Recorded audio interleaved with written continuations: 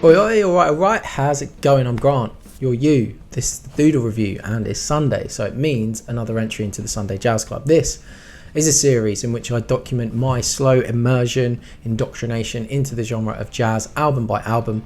But the thing is, it's a genre I love but have next to no knowledge of, and so the hope is that my enthusiastic but beginner level commentary provides a less intimidating way for other beginners to get into it. If you are an expert though, comment below with your thoughts on this record, or just give us some recommendations of stuff to check out. I am open. Today we're talking about the self-titled collaborative album between the Messthetics and James Brandon Lewis, and this record is really cool, primarily because it's one of the first times in which an album featured in Sunday Jazz Club could kind of cross over with our Ulterior Underground series. For those new to the channel, Ulterior Underground is a series in which we go in depth about the weird world of alternative, noise, post-punk and hardcore of the 90s and 2000s. Now, we haven't gotten to this band yet, but one of the absolute linchpins of that whole scene is, of course, Fugazi. Fugazi are a band that, among a few others like Quicksand and Husker Du, kind of became the bedrock of the genre we now call post-hardcore. Like what post-punk is to punk, post-hardcore takes the aggressive hardcore subgenre and expands it into noisier, more dynamic and overall more avant-garde terrain. Naturally, with post-hardcore being predicated on an ambition to go beyond the primal power chords, the players in the space are themselves ambitious and often highly skilled.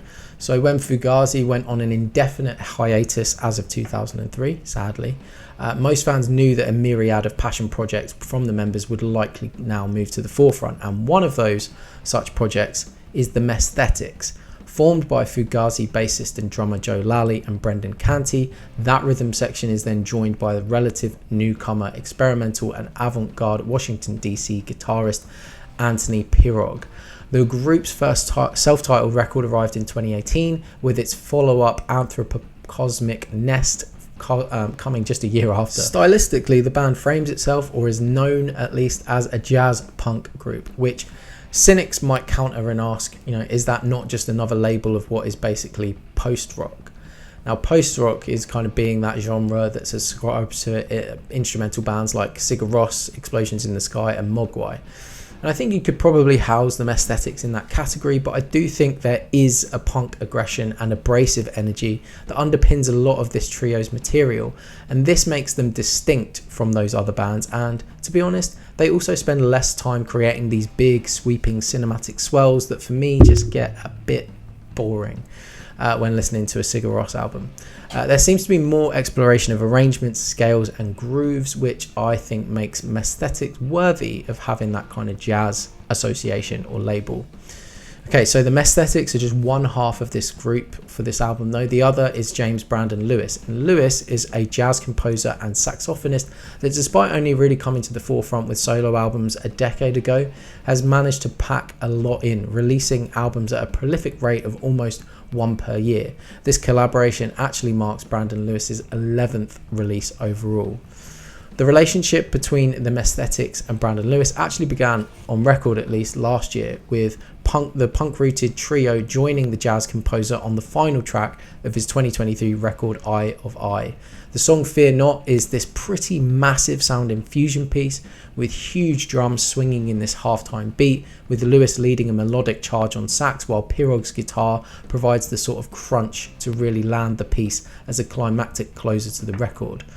What's cool is that if you listen to the whole of that album, you immediately realise why these two musical forces are a good fit. Yes, James Brandon Lewis is most definitely capable and does deliver what feels like, those timeless classic jazz compositions rooted in tradition, but on that very same album there are tracks with a real darkness brewing, utilising dissonance and abrasion to cast a tone. And it's not just a case that the Messthetics are then kind of come on board for a final track and suddenly the album has this kind of darkly jazz rock crossover that feels random. It tonally fits with what Lewis is already doing. The Messthetics just get to expand that edgier side and fan it out over some different ground. Of course, I'm looking at this now retrospectively. I wasn't cool enough to know about any of this stuff, in advance. I just got lucky that this collaborative record found its way into my feed, so I added it into my library.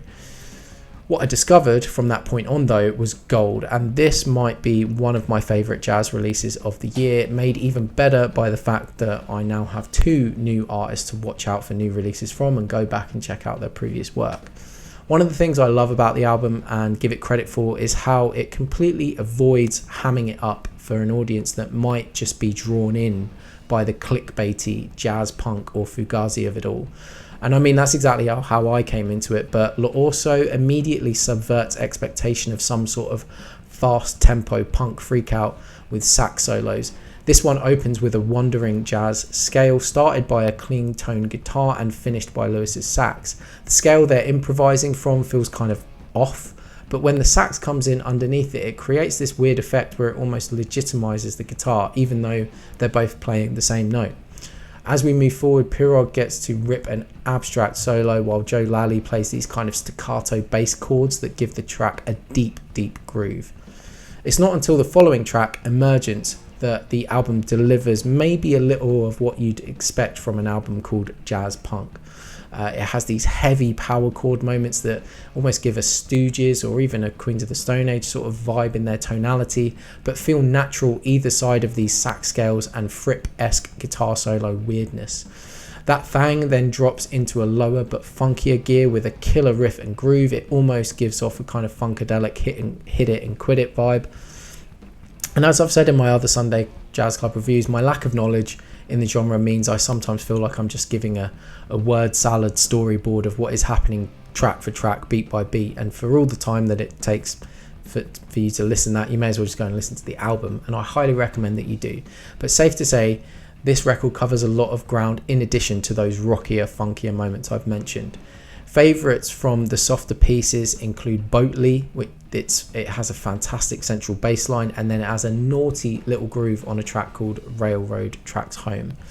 If I was to offer any sort of critique on the album, it would be that I'd love to have heard more from Brandon Canty. I feel like drum solos are the antithesis to punk, but God knows even the best jazz records have boring drum parts, and everything here says Canty could seriously buck that trend given the chance with a good solo. Either way though, this one's a banger. If you see these reviews but don't often try the records out, break that trend with this one at least. It will reward you, I promise. I'm going to give this one a straight 9 and knock it on the head. That's just what I think though. What are you lot saying? Let me know in the comments below if you haven't heard it before and maybe you give it a try off the strength of this. Come back and let me know what you think. Most of my other Sunday Jazz Club videos are linked below, and if you can be asked to check any of them out, you may as well subscribe at that point. You know, stick around, share some thoughts, show some love, or just hurl some abuse in the comments, and I'll see you in the next video. Cheers mate, mind how you go, take care, bye.